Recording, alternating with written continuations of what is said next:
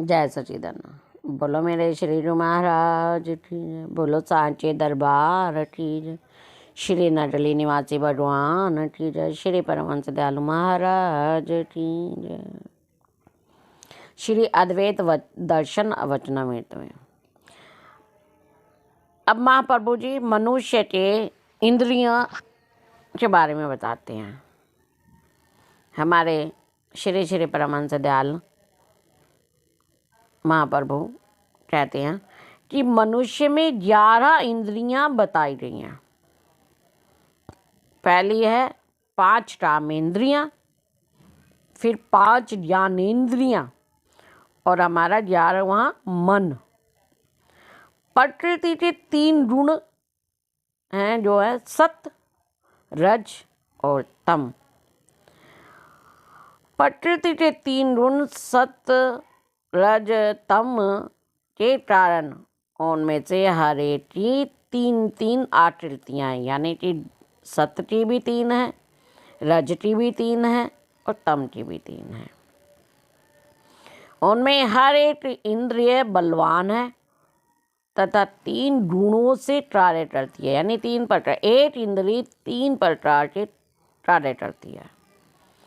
कभी यह सात्विक की है तो कभी राजसी है और कभी तामसी हो जाती है। यदि इन 11 को 3 से गुणा किया जाए तो यह 33 बनेगी प्रेमियों।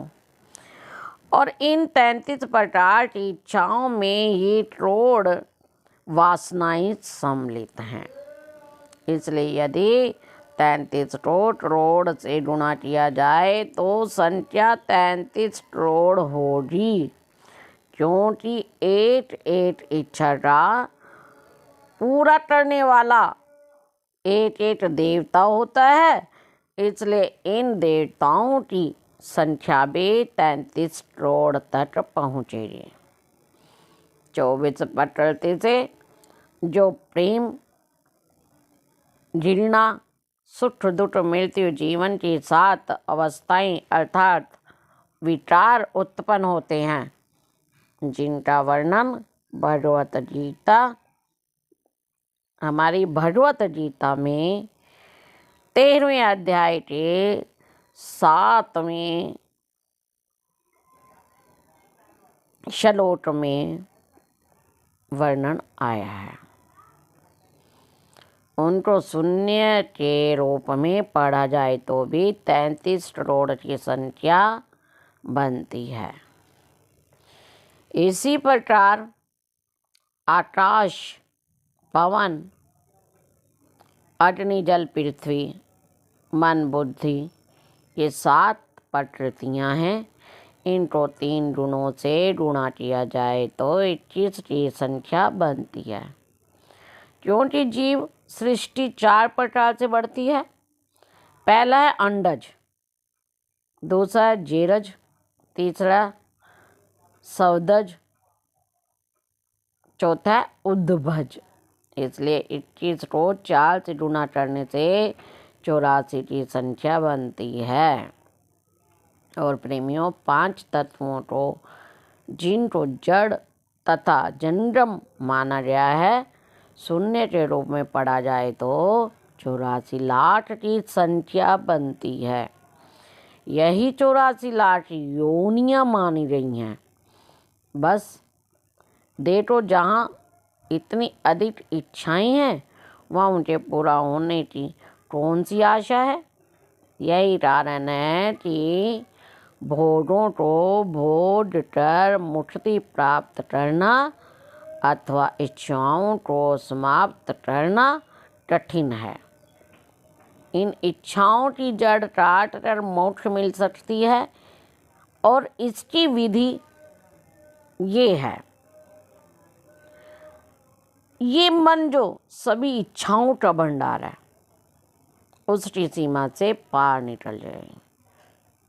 इससे पार निकलने के लिए जो युक्ति अथवा विधि महापुरुषों महात्माओं ने निकाली है, उसके अनुसार धीरे धीरे अभ्यास करने का नाम ही कर्म है। अर्थात जिस प्रकार से यदि ये बंधन उत्पन्न हुआ उसी प्रकार ये टूट जाए। यदि एक ही बार बंधन होता तो एक ही बार टूट भी जाता, परंतु ये बंधन हमारा पता नहीं कितनी बार जन्म लेने से बहुत से बंधन हो गए हैं। तो ये अभ्यास कर्म से ही काटे जा सकते हैं। अब महाप्रभु फिर बता रहे हैं, देखो। एक दिन इरशाद हुआ कि राजा जनक एक दिन रोटी खा रहे थे और उनका जो रसोइया था गरम गरम रोटी पकाते दे रहा था। रसोइये ने गरम तवे को चिमटे की बजाय हाथ से पकड़ लिया, जिससे उसका हाथ जल गया। राजा जनक के मुख से अकस्मात ही निकला, अरे राक्षस। अब ये शब्द सुनकर रसोइया बोला कि महाराज, आपका वचन मिथ्या तो ना होगा, यानी झूठा तो ना होगा। जब मुझको राक्षस तो बनना ही पड़ेगा। फिर मेरी मूर्ति की भी तो युक्ति बतलाइए, क्योंकि आपके मुख से जो ये शब्द निकला राक्षस, तो ये तो मुझे ज्ञान हो गया कि अगला जो जन्म है मेरा राक्षस योनि में जाएगा। तो मैं राक्षस योनि में जाऊंगा, तो इसकी मूर्ति भी मुझे बतलाइए। तो राजा जनक बोले कि कलयुग में तुम सुतरे का शरीर धारण करोगे और हम गुरु नानक का शरीर धारण करेंगे। उस समय तुम्हारी मूर्ति होगी। बोलो जयकारा, बोल मेरे श्री गुरु महाराज की, बोलो सांचे दरबार की, श्री नटले निवासी भगवान की, श्री परमहंस दयालु महाराज की। जय सच्चिदानंद प्रेमियों।